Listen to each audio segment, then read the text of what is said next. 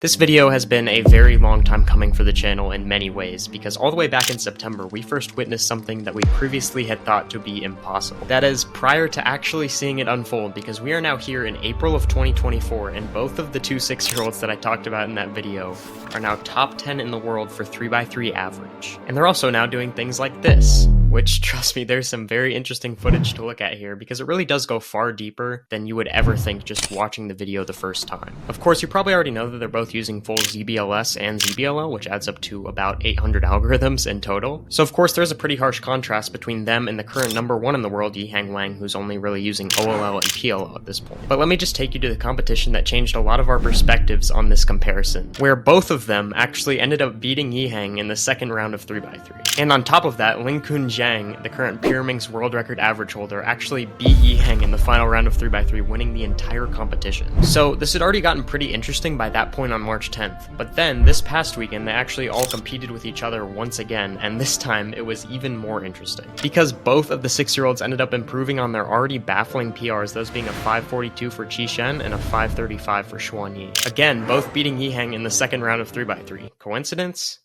Yeah. Coincidence. So all of this might make you ask the question, how close are they really to Yiheng in terms of speed? Because I was certainly asking this upon seeing these results.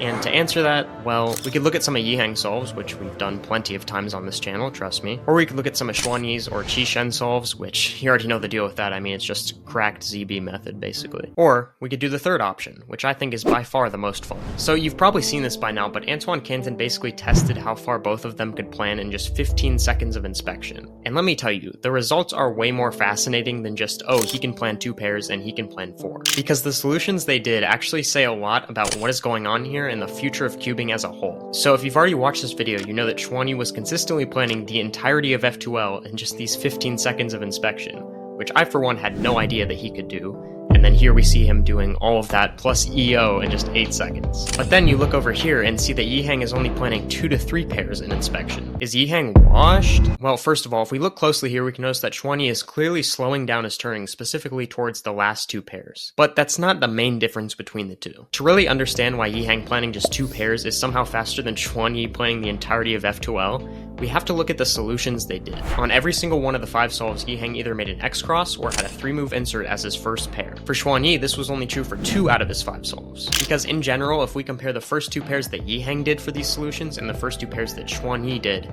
Yiheng is more efficient. Now it is very, very close. And here are all the solves compared by move count of the first 2 pairs, and we can see that Yiheng won once, Xuanyi won once, and the rest were ties. But to actually show you what this looked like and why Yiheng is not washed, let's take a look at both of their solutions for the first 2 pairs on the first scramble. So they both, of course, ended up getting the same exact scramble here, and that will be on screen now and in the description. And of course, thank you to Stewy for reconstructing all of these solves, because without him, a lot of the statistics I used in this video would just not be possible.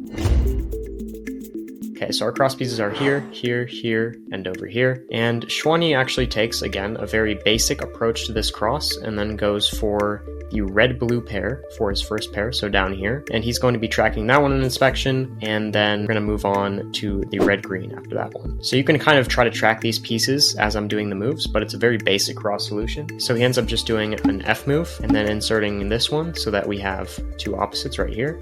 And then he inserts the other one. And now all we need to do is a D2 and an F to finish off the cross. And now, of course, he sees these 2 in inspection. So what he does is he rotates and then inserts these 2.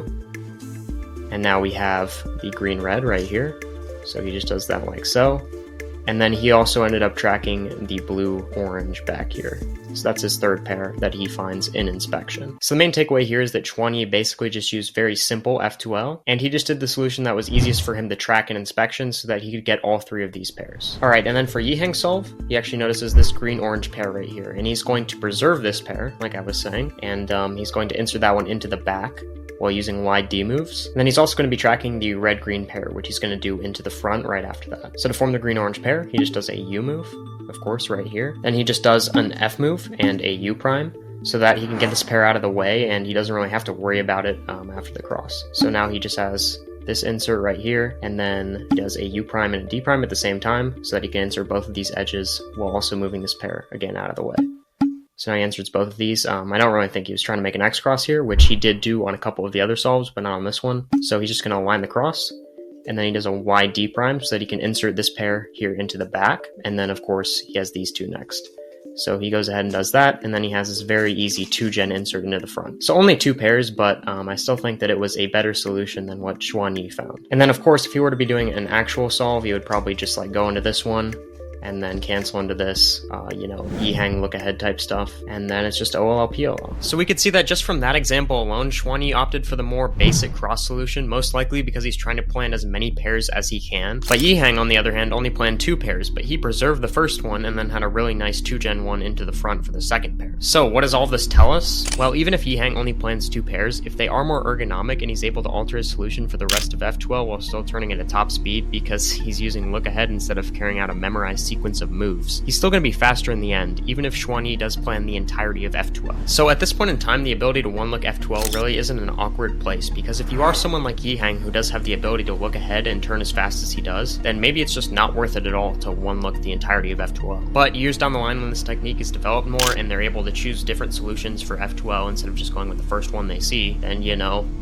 that's pretty scary. We did see Timon do this even like years back when he planned 3 pairs, sometimes even a triple X cross, but that just wasn't happening extremely often, so it's definitely still cool to see this shown to be at least possible. I mean, sometimes. So yeah, definitely still really cool, and it definitely shocked me personally a little bit. I really just didn't know that he could do that at all. But really just being blown a little bit out of proportion for what it is at this current moment in time. Still never seen somebody plan the entirety of F2L and EO in just 8 seconds though.